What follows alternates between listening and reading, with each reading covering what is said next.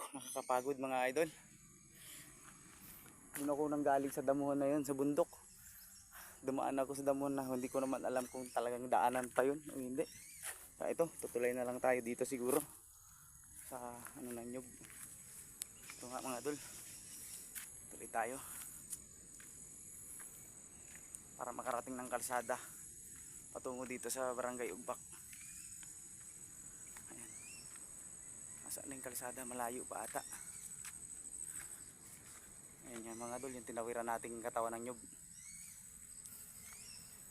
Lakad tayo dito sa damuhan.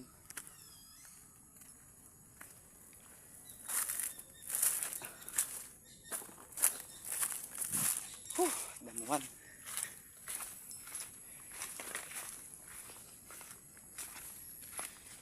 Kung saan damuhan ako napasuot at ito na nga mga idol. Andito na tayo sa kalsada. So kasi nakarating tayo ng Matiwasay. Grabe pala. Ang layo pala nun. Bundok.